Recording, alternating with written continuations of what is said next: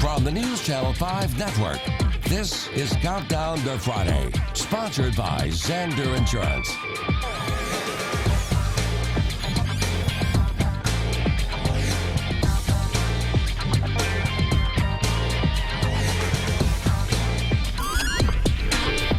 Welcome in, ladies and gentlemen, another episode of the Zander Insurance Countdown to Friday. Maurice Patton and, of course, Brad Hopkins here for another hump day action for you, talking about high school sports. Isn't it the best week?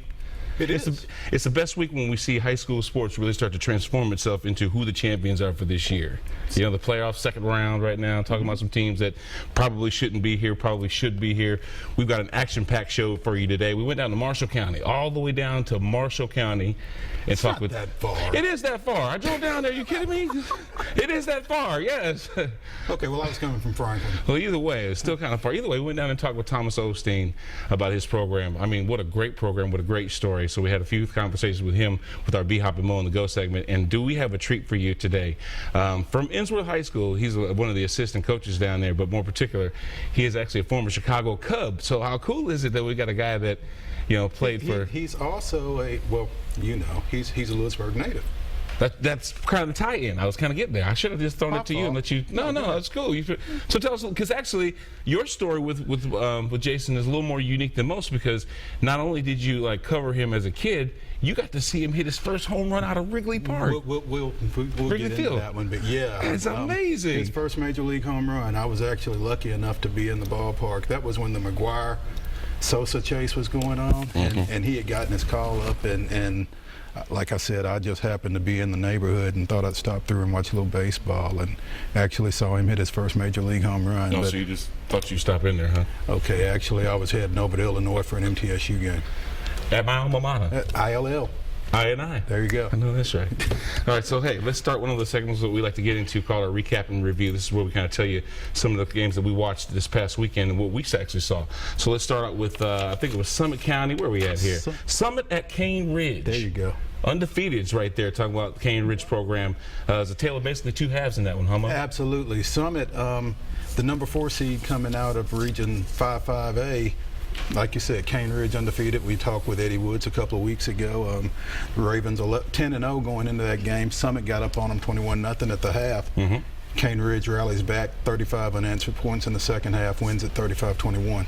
Big win for the Ravens. Big win for the Ravens. Actually, how crazy is that, though? Think about that, though. You go into the half thinking, I've got Cane Ridge down. They hadn't lost the game, down 21-0. How excited were they? And I think it's almost that pressure of trying to, keep a team like that down, that almost starts making you make those mistakes that good teams actually take advantage of. Well, and Jordan Bell with 4 touchdowns and 121 rushing yards didn't hurt. Yeah, that didn't hurt a bit either. Yeah. How about Macon County at Northwest? That's up there in Clarksville. You're talking about, when you can't stop the run, what do you do, Mo? Well, you lose, I guess. We talked about Michael Turgeon last week, 352 rushing yards and 5 touchdowns. He and the quarterback, Seth Carlisle, combined for 363 yards and 6 touchdowns in a 56-39 win up at Northwest. So big win for the Tigers. Quietly 9-2. Nice season up there in Lafayette for Macon County. I know that's right. How about Spring Hill at Stone Memorial? Now, Spring Hill ain't too far from here, a little bit south. But it's a little closer than Lewisburg. It is, but how about this? Getting a road win in the playoffs. That's got to feel real good. A road win over a previously undefeated team. Stone Memorial comes in 10-0 overall. Spring Hill's the number 4 seed coming out of Region 4-4A. They go on the road, go up I-40 over to Cumberland County and get a 28-8 win. Dante Smith, 209 rushing yards and a touchdown. Blake Lovell throws for a pair. Big win again for the Raiders here in the first round. The Raiders. Over the Panthers. All right, so how about some games this upcoming Friday? Round 2, I guess, is the playoffs. Am I right? You are. Hillsboro at Indy. That is going to be a good game. Well, it was last year when they met in the Class 5A quarterfinals, and Independence won a 28-20 game, closest game Independence had last year on their way to the 5A state championship. So why does it feel like the Burros are a lot better than their record would indicate? I mean, obviously we know what Independence is, but the Burros seem like they have a fighting chance of at least giving them a knock in the face. Well, because the Burros' 4 losses are to Oakland, Pearl Cone, Hendersonville, and Cane Ridge. 3 of those 4 are in the playoffs. Oakland's undefeated, Cane Ridge is undefeated, and Pearl Cone's only lost to MBA. Yeah. So they may be better than their 7-4 record. Well, that's what it seems like right now. How about Beach at Cane Ridge? We just talked about Cane Ridge coming off of that Summit win. They always seem to put it together when it matters the most. What can they do against Beach? Well, the first time they played Beach, it was a 17-16 ball game. Cane Ridge won it, obviously, since they're undefeated. But they got down 10-0, scored 17 unanswered points in the second half. Beach scores late, goes for the win with the 2-point conversion, doesn't get it, and that's the way the ball game ends, 17-16. So Cane Ridge has beaten Beach, but Beach knows they can play with them. So should be a heck of a matchup Friday night. I think I got to apologize to Ingle Martin because I remember saying something bad about the Lions. I know CPA now is getting ready to play Stratford.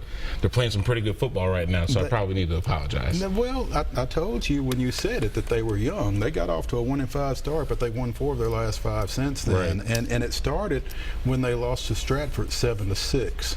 And we talked to Coach Fitzgerald that week after that, and he told us CPA's got the heart of a champion. And sure enough, they've run off 4 wins in their last 5 ball games. So which one of these games do you think of the ones that you just previewed is the one that has the biggest implication of getting to a championship? I mean, obviously there's some that are expected to win, but how about the one that actually is going to take you a step closer? I think Hillsborough at Independence, because if Hillsborough comes and plays their A game, they can give Independence some problems, I think. Independence, oof. Yeah, that's going to be a hard game too because we talked to Coach down there. He's got a disciplined bunch. And they've won 26 straight, so Hillsborough kind of feels like they're playing with house money again. They started 2-4. They've run off 5 straight. They've got some folks over there saying we're not supposed to be here anyway, so they're going to go in there loose Friday night. A little chip on the shoulder. Yeah, no doubt. Nothing wrong with that.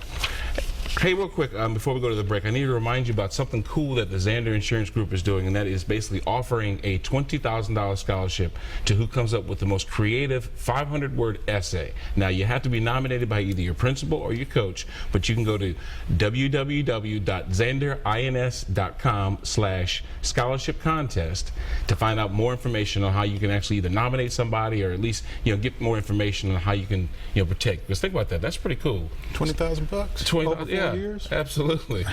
Don't squawk at that. No doubt. So, anyway, we got more coming. We just talked about Marshall County's Thomas Olstein is on deck for our B-Hop and Mo in the Go segment.